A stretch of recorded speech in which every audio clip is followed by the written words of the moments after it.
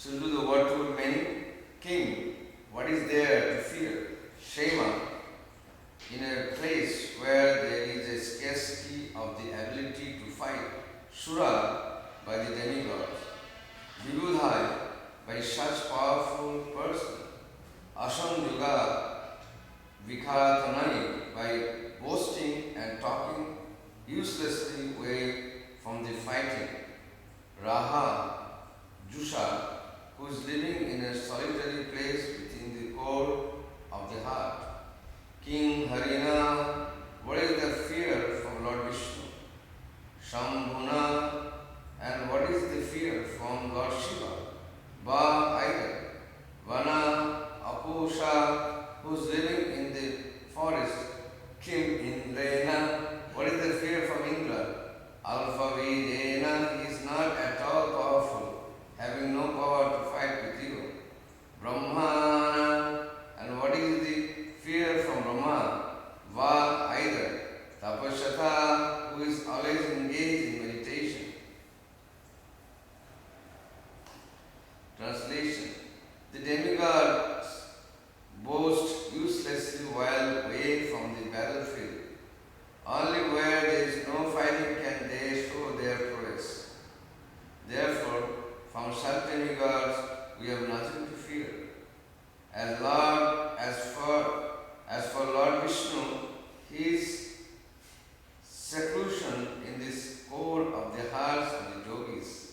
As for Lord Shiva, he has gone to the forest, and as for Lord Brahma, he is always engaged in austerities and meditation.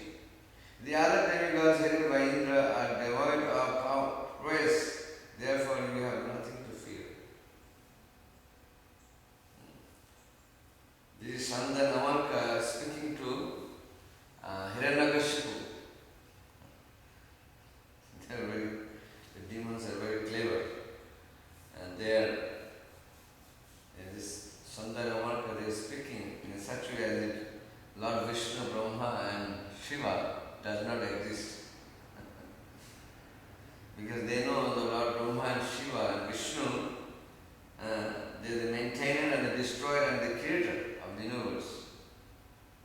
So, if one is meditating in the forest and who is living in the forest, and one who is always engaged in tapasya, austerity, Lord Brahma is always engaged in austerity, and Lord Vishnu is residing in the heart of the yogis and the devotees of the Lord. So that means they are not present, and Indra and the demigods, they are powerless in front of you, because you have the benediction from the Creator, Lord Brahma. So there is nothing to fear, who are not praised, who are not powerful enough to stand in front of you, like Indra and Chandra, Varuna and all other demigods. So you have nothing to fear from them. This is what Shanda Namalka speaking.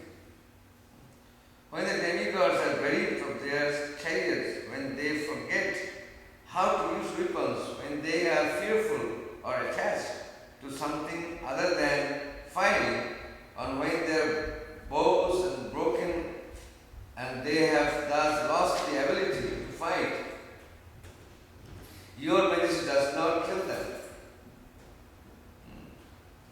So, Hiranyakashipu fought many battles with the demigods, but every time the demigods, they lost the battle, but he never killed the demigods. There is one thing, good thing of the Hiranyakashipu, that he did not kill the demigods, he let them go. They were fleeing away by the fear of Hiranyakashipu. Even Lord Indra, he left his palace, and he left not only the palace, he had to move out from the kingdom of heaven, even though he was the king of the heaven, but he could not stay in his kingdom. He was wearied of his kingdom. He had to take shelter on the sky and hiding in some rivers and many places like that, during the rule of Hiranyakashipu. Hiranyakashipu became so carve Indra from heavenly planet, can you imagine what he was doing in the earthly planet? Now you see people are talking, Putin is a big dictator or Hitler was a big dictator. But you can see Hiranyakashipu, how big dictator he was, that everyone was fearful of him. Big demigods, they could not stand in front of him. He was so powerful. So that's a Chandra Amarka, Chandra Amarka, they are glorifying their master. That how powerful you are, why you have to worry for demigods like Shiva, Brahma, Lord Vishnu. You have nothing to worry from them. And you can go on creating aristocracy in your kingdom and just kill all the Vishnu devotees. Take them away from Vishnu Seva, Lord Krishna Seva.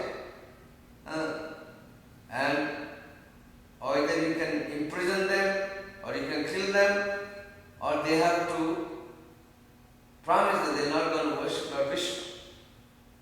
They will have to worship you as the Supreme Lord. So sometimes the demons, they have ministers who are also like demons, and they give demoniac way of solution to their king.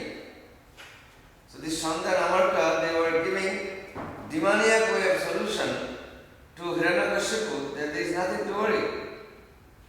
But Lord Vishnu, even though he is deciding everyone's heart, but he has the control, he is the maintainer of the universe. He knows what's going on in this whole universe planetary systems. So there is nothing you can hide from Lord Vishnu. It is impossible practically to hide anything from Lord Vishnu. Because Lord Vishnu knows the present, past, present and future. For every living entity, for every demigod and anything that is going on in the creation. The Lord knows everything. So you cannot really hide anything from the Lord.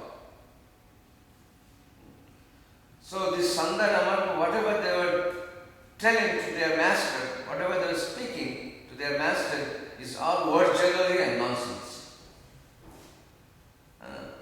It's not that because Lord Vishnu is sitting in the heart of devotee and then he cannot do anything else.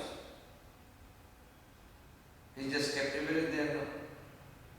Similarly, like Brahma, even though he's doing meditation all the time, austerity doing all the time, it doesn't mean that he has given up his service to, that the service that he has for creation is giving up. Lord Shiva, he has a service to destruction. He may look like a mendicant, wearing ashes on his forehead, and not having a good clothes, he's wearing a snake around his neck. It may look that he is a mendicant who doesn't dress properly, or he doesn't take bath properly, and associating with ghosts and goblins. That's how Lord Shiva has been associated with. Very low class creature. But he has a very powerful position within the creation. He is the destroyer, and he is doing his duty very well with the authorization of Krishna. So Lord Shiva, Lord Brahma, they have very great service to the Lord. They are doing great service and they have a great position. So no one can check their position except the Supreme Lord Krishna. They are so powerful demigods.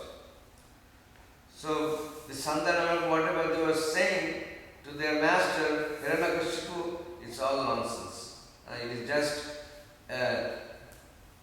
putting more butter in the fire to increase his ego. He is already egoistic personality, and putting more fire, putting more butter so that he can grow his ego more and more. And and trying to make look that Hiranyakashipu is the full controller of the universe. That's how this Shukracharya's two sons unnecessarily glorifying Hiranyakashipu, which was not meant for him.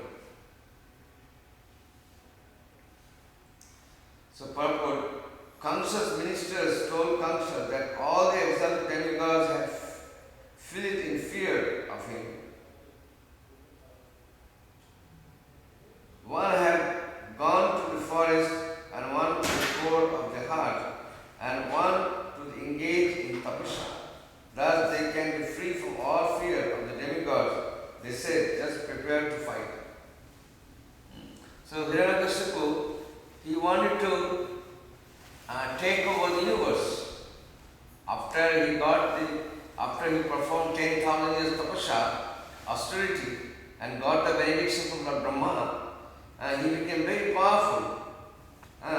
He became so powerful that he tried to take all the planetary systems. He tried to control all the planetary systems. He was not happy with the earth planet, ruling earth planet. And he wanted the kingdom of heaven. Everything he wanted under his control.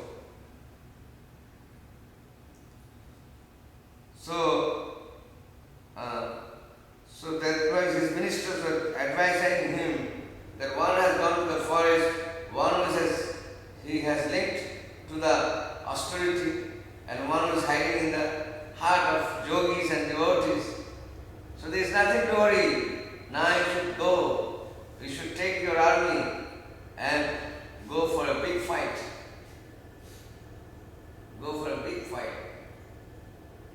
That fighting can last for long, long, long time. Sometimes you see these demigods and demons fight. They last for years and years. There was a demon, I forgot the name of the demon. He was fighting Lord Vishnu for 1,000 years. 1,000 years. Without food, without any rest. Just keep on fighting, fighting. For 1,000 years of the demigods. So you can imagine how powerful sometimes the demigods, the demons become. That they even challenge the power of Lord Vishnu or Krishna. They even challenge. Just like we see Madhu and Kaitava. Madhu and Kaitava, they appeared in the beginning of the creation from the ears of Lord Vishnu. And they became so powerful that they made a very big trouble for the creator of Lord Brahma. The Lord Brahma's life was at risk. Then he came and he took shelter of Lord Vishnu. He went to Svetaswarup and he went to take the shelter of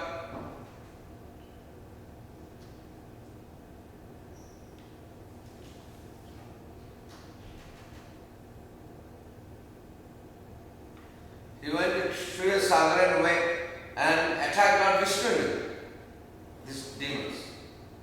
Even though they were created by Lord Vishnu himself. They created from his ear, but because of their tamaguna, because the demons generally they are covered by tamaguna. Tamaguna means ignorance. There is more of passion, there is more of goodness, and there is more of ignorance. So the demons are generally very much enamored by tamaguna or mode of ignorance, where the demigods are generally enamored by mode of goodness. And human beings, and a little bit higher than human beings, they are generally enamored by rajoguna. Rajoguna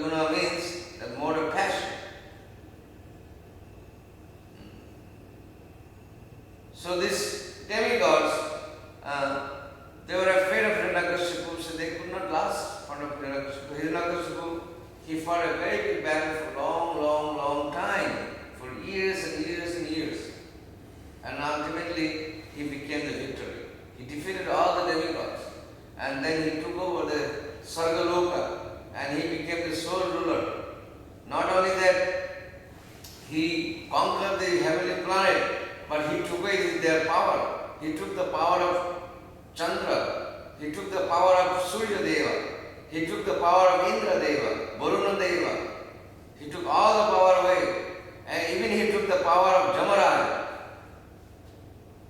He became so powerful. In his kingdom, only when he wants, there will be rain. When he wants, the sun will set. This was the power of Hiranyakashipu.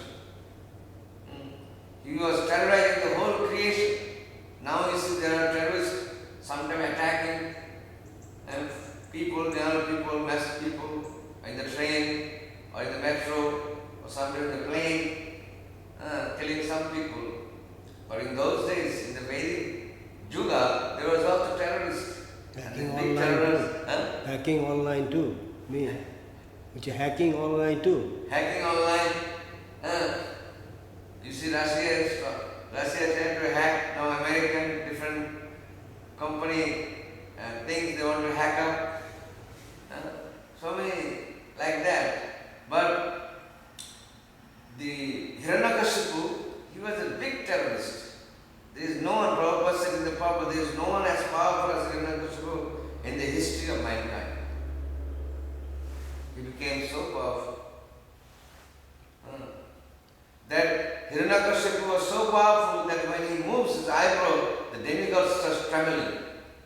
The tremble, the shivering. He was so powerful. But, you see, one great thing here you have to understand, that Prahlad Maharaj was only 5 years old boy, and for a Hiranyakashipu he was fearless. Hiranyakashipu, he told Prahlad, his son, that where are you getting this power from? Where are you getting this power from?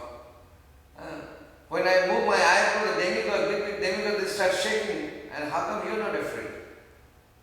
Where are you getting your power from?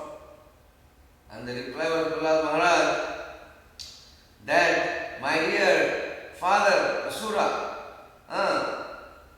the same power that you are getting from the personality, I am getting my power from the same personality. You just took the power and diverted away. I took the power and I am using it in a positive way. Your power source is also the powerhouse is Krishna. My power that I am getting, the power source is Krishna. But you think you are the doer, you are the karta, but I am thinking, no, I am the servant of God. This is what Prahlad Maharaj said. So, I am getting the same power from the same personality, but you are getting the same power from the same personality, but you took it in a diverted way. You think that you are the owner of that power. And I know the owner of my power is Krishna. So Prahlad Maharaj was not afraid of his father. Big demigod, big kings, ministers, they are all afraid of him. But Prahlad Maharaj was not afraid because he had strong faith in protection, that he will be protected by the Supreme Lord. Maharavi Bhaktivinoda Thakur, he is praying in a beautiful song to Krishna. Maharavi Raghavi Joichato Arpulu Tuapade Nanda Kishore. That my dear Lord, whether you protect me or kill me, but I know you are the only my protector. Maharavi Raghavi Joichato. Whatever you like, you do. So devotee Prahlad Maharaj, he took that. He took his power, he took it in that way. So Krishna, if you want to kill me, you can kill me. Krishna, if you want to protect me, you can protect me. Maharavi Raghavi, whatever you desire, please do that. This is called surrendering process. That's why devotees are very dear to Lord Vishnu, dear to Lord Krishna. Why? Because they are very much surrendered to Krishna. Whatever Krishna wants, they will do that. They have no other their personal demand. Their demand is how to fulfill the mission of Krishna, how to fulfill the desire of Krishna. And that is we see wonderfully in the life of Srimati Radharani. This very personality, Srimati Radharani, her life is only meant to satisfy the Supreme Lord. That's why Lord is very much pleased with her. She gave everything to satisfy the Lord. She did not even care for her bad names. When she was in Vrindavan, sometimes Krishna would come and visit her. And sometimes people didn't like it. Even Radharani's her own family member didn't like it. Like Jotila and Kotila. They didn't like it. But Radha and Krishna, they would meet hidingly. So they won't get criticized. Radha won't get criticized. But how long can you do that? So sometimes Radharani will get criticized by her own family members that you are a wife of somebody, how are you going and meeting some another person in a solitary place? How you can do this? But Radharani will not care because her goal, her life is meant to satisfy Krishna.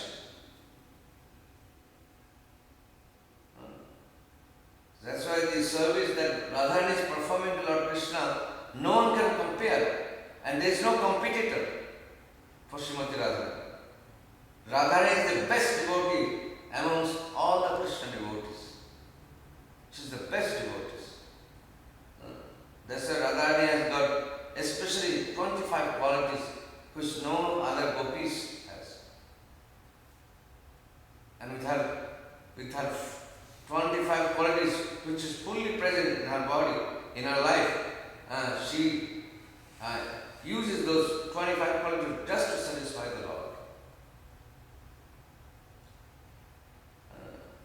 She doesn't care who says what. She doesn't care what her family is saying. She doesn't care for her bad names. But she only cares, how can I satisfy the Supreme Lord? So that is Radharani's move. So Prahlad Maharaj, he was another great devotee of the Lord who always thought in Krishna. Every time he was put in danger by his father, tried to kill him, he was always remembering Krishna. He never forgot Krishna. Not for a moment. He never forgot us. That's why he became a great devotee of the Lord. And just by remembering Krishna, Prahlad Maharaj, he got succeed in his life and got liberation from the material world.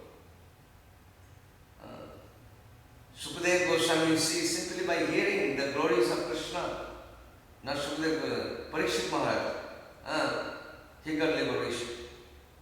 Simply hearing the topics of the Srimad Bhagavatam for 7 days, he got liberated.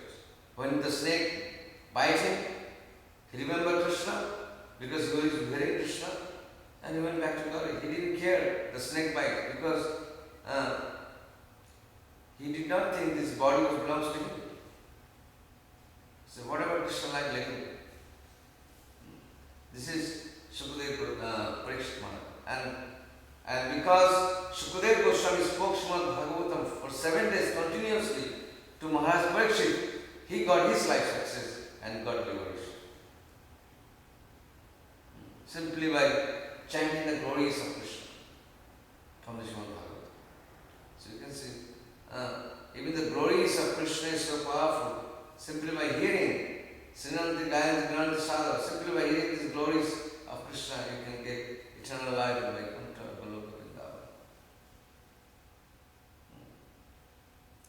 So this is Srimad Bhagavatam is it's a crest jewel of all the literatures. If we Nigama Kalpaturu Golitam Phalam Shukamukha Drupha Samjitam Pibata Bhagavatam Rasamalayam Moho Roho Rashika Bhuvi Bhavakam Moho Roho Rashika Pibata Bhagavatam Srimad Bhagavatam is the Amula Purana. It is Amula Purana. It is the best crest jewel of all the Vedic literature and which was spoken from the lips of Shukadev Goswami. So it became more tasty. This Srimad Bhagavatam. So by regularly reading Srimad Bhagavatam, hearing Srimad Bhagavatam from a devotee, one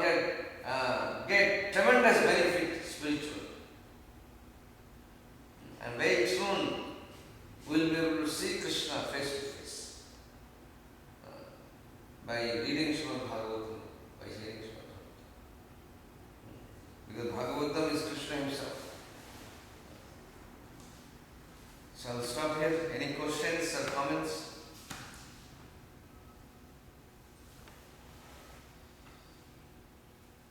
Divamata?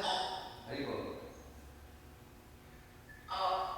Sorry. I just found it interesting that the liberation was achieved by simply listening to the Bhagavatam for 7 days. Yes. So, I mean, as far as that, what does that mean for us? Like, how much we have to listen to it over 7 days? Well, in the beginning of the verse of the Srimad Bhagavatam, Sukadeva Goswami says, Nittam Bhagavata Shivaya. It is Nittam means every day. For how long? As long as you live.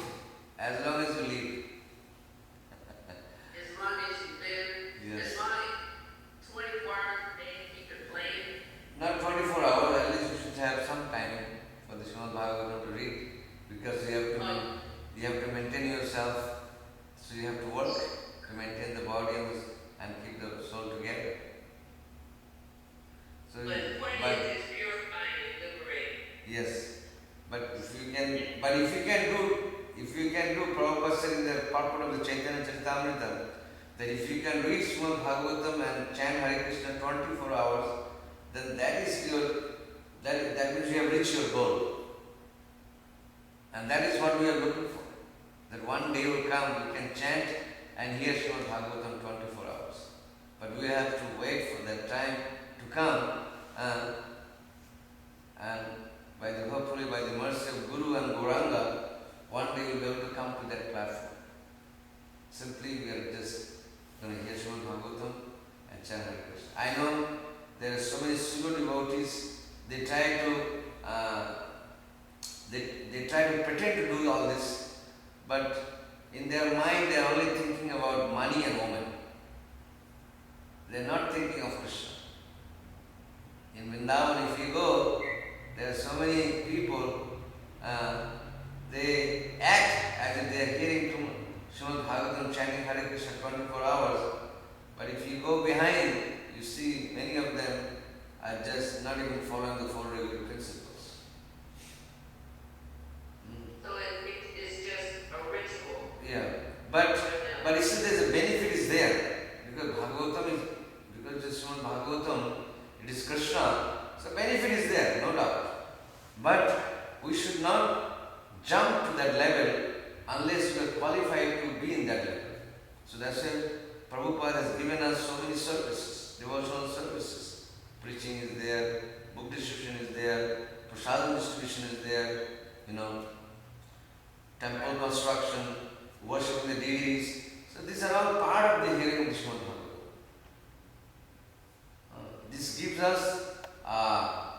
This gives us, allow us to hear Srimad Bhagavatam properly. So it's grace. Yes. So it's not, but it's nice to hear Srimad Bhagavatam, but at least Prabhupada said we should read at least 2 hours a day.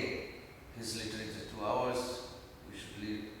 But I don't know how many people are doing that nowadays, especially in America and the West.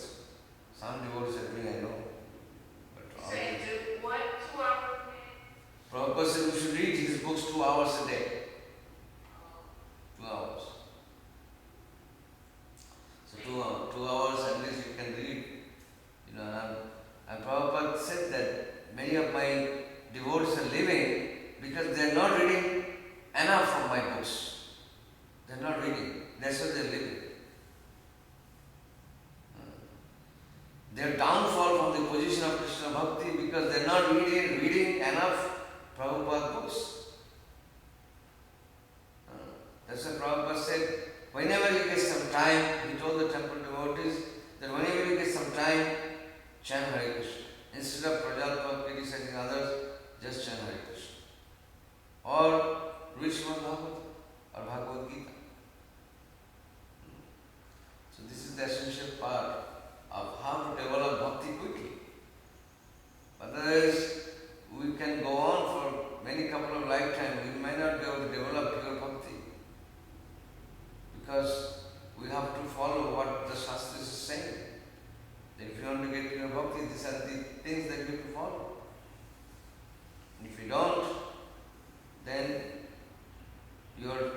Advancement is also slow.